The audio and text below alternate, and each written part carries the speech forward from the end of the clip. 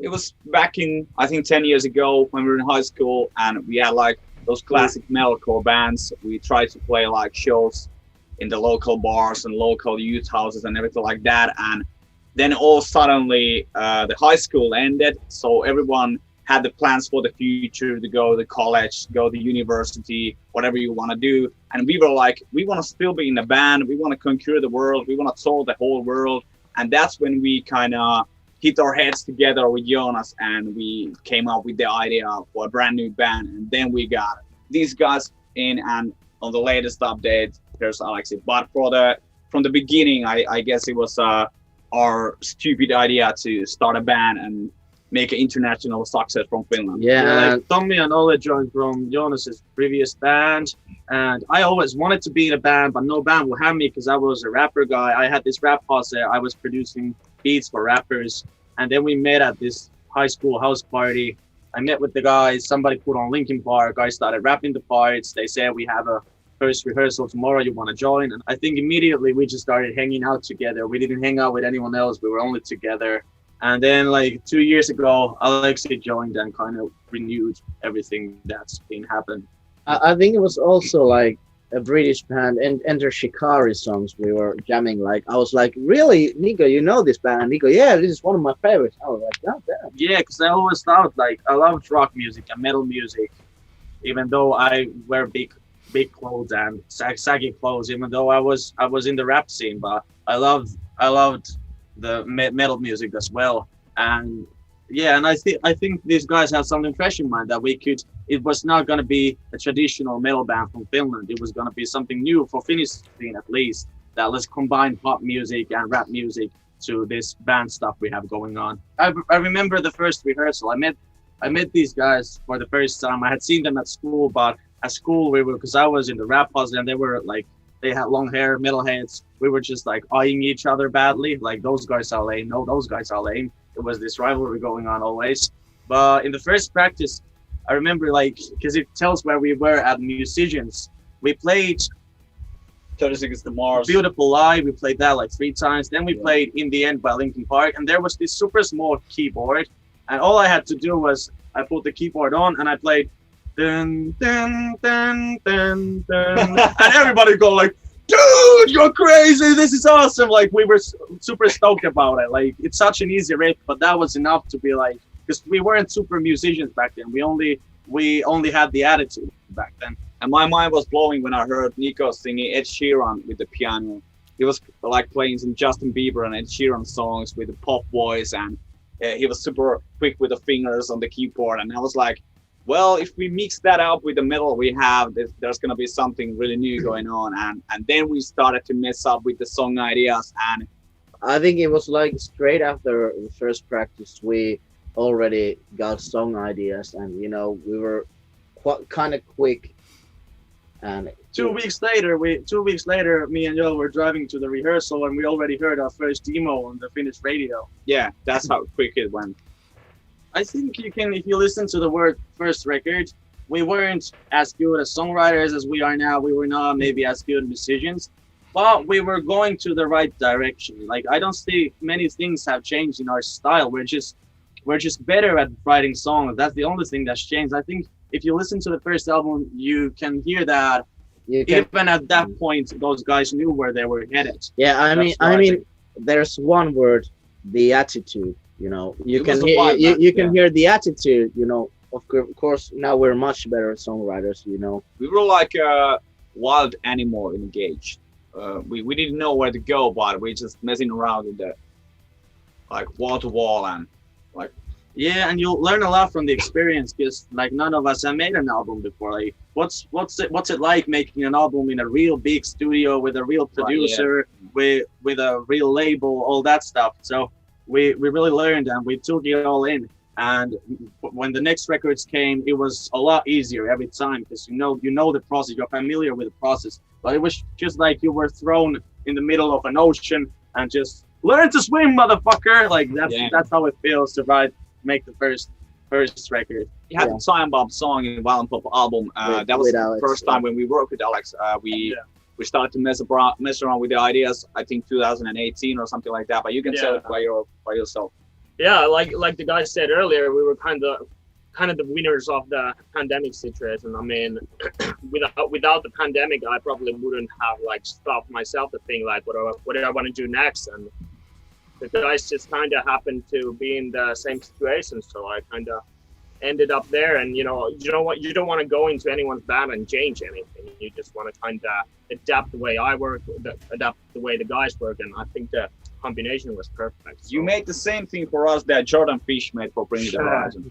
But you were like a perfect match for us because we weren't looking for a new member. Yeah. Kind of just like It was by accident, you just you were know. there. Yeah, that was kind of the thing. Like, I wasn't searching a band to join to. The guys weren't searching a new member, and it just kind of happened. And like half a year later, we kind of noticed that I'm just It was 100% natural. Yeah, like really after we made the Time Bomb song together, all of a sudden we have this emo DJ. Like he's always in the studio.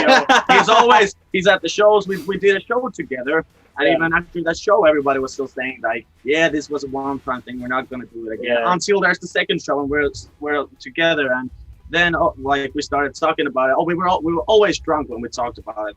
Alex, maybe you should just join the band. And Alex was like, yeah, maybe. I'm not sure. Yeah. And then eventually, like now he's here on tour with us. Yeah. It was the start of the pandemic. I think it was March 2020 when we were in I think somewhere drinking beer with Jonas, and We were living at my place because in Finland you couldn't go basically anywhere. There was a lockdown. yeah, there was a lockdown, so I went to Oulu for the guys, and we had some drinks. We were pretty drunk that time, and we were listening to this nostalgic Spotify playlist, like early 2000 songs. And then I heard Left Outside Alone playing. I was like, this song is actually pretty cool. It's kind of what we are right now. We're left outside alone. Our band is left outside alone. And then I had the crazy idea with Jonas that we should go to the studio tomorrow and we should make a demo of the cover song of this. And that's how it came up. You didn't even tell anyone. Like when I arrived to the studio, I was like, I thought they had a new song or something. Yeah. Like, what's going on? And they, dude, check this out. And they already had the arrangement mostly made. And I was like, damn, this is cool. Like the idea was so crazy that I think that we all fell in love with it. Like this is definitely what we should do. And because we are a violent pop band, so I think it's kind of natural for us to do covers of pop songs with our own twist. Like I don't ever see us making a cover of like another metal song.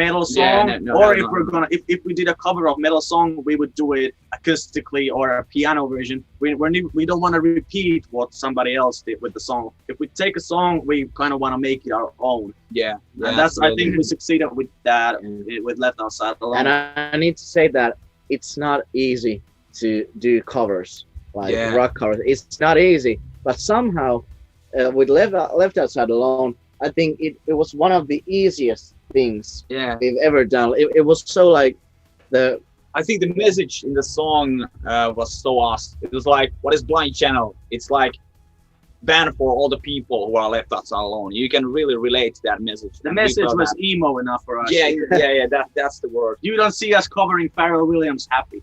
Yeah. First of all, we wanted to make a song that is so like intense as possible and so frustrated about the situation. So we wanted to lead that frustration into the track. And I think first of all, it was a hip hop track. I had the idea of the synth sample, and then Nico came up with the idea of the dark side world and Empire of the Freaks and all that stuff. And it started to. Well, someone said about the first demo, it sounds like, the Backstreet Boys body when you start up to the dark side. Yeah. Like that's how it sounded for the first demo. And we have the first demo before even we thought about the whole Eurovision. Dark Side is not a Eurovision song. Dark Side is a pandemic song. We poured all our frustration to that one song, and we knew that we're frustrated. We want to show our middle fingers to everyone, and I think the like cracking point, the clicking point was when we realized that a lot of people all around the world must be feeling the same way. Like they felt finding unity in thousands of people with their middle fingers up in the air, like fuck this time in our lives. And that's kind of it felt special. And then we added the thing because we wanted that we can perform the song together with the audience, and that kind of made the audience, whatever audience it was, it made them a part of the song. And there was a lot of special feelings about Dark Side. And I remember thinking that we had a couple songs a little more poppy, a little more different songs to participate to Eurovision, but I don't think we even considered them for like longer than a minute. No. Like we knew immediately that if we're doing this, we're doing it with Dark Side. I remember when we were like finalizing Dark Side, it didn't come out really easy. We were like, I think we were staying in the studio for like a couple weeks, like day and night, and just wanting it to be perfect and wanting every single detail to be what we like it to be. And well, like Dark Side was missing one line in the pre-chorus. Like we had all the lyrics were perfect. One line missing, it was immediately after "Don't waste your prayers, they can't save us." Yep. And then I was like, what I heard in my head first was a good Charlotte saying that lifestyles of the rich and famous. And I said that's like, we're too emo for that. We can't say that. And then I just like flipped it around to the Dark Side and said lifestyles of the sick and dangerous because it rhymes. And I said it to the boys, and it was just like a funny line that it fits to the pre-chorus. And then I think pretty soon after that, we were thinking that, dude, this should be the name of the album. Like this is a good joke, but it also fits to the And actually, on the first version of Dark Side, there was a bridge part. There was a breakdown where it was like, but then it at the end of the day, it didn't luckily work that well. Thank God. But, that was wild. But yeah. Maybe we should play that live someday. Or no. Like I think we're always renewing, recreating our own sound, getting better at what we do. And what we love about, for example, Bring Me the Horizon is that no matter how pop song they made, no matter all the featuring with Sigrid, he sounds like himself. Bring Me the Horizon. It sounds like Bring Me the Horizon, and that's true songwriting talent. That you can write like food for thought. I think like a challenge that could we write a jazz song that sounds like Blind Channel? Can we write like it's always like that you need to be so good at your own craft that the genre lines just like fade out. There's no genre lines anymore. You need to be able to write a song in any genre and listen and sound like yourself. And I think that's where we're aiming at. That's what we're getting better at, because we love all types of music. Like if we hear a cool song on the radio, be it Post Malone, The Weeknd, Billie Eilish, whatever, if we hear a cool song on the radio, we want to be able to say that, guys, we should do something like this. And there cannot be any boundary stopping us, because that way it gets boring to a songwriter that we can't do it because we are a metal band. Like how boring is that? And I mean we have pop punk song at the album, we have hip hop style like 21 Pilots, Muse style of song at the album. Even song that sounds like Nine Inch Nails. And it still sounds like Blind Channel. Yeah. You know?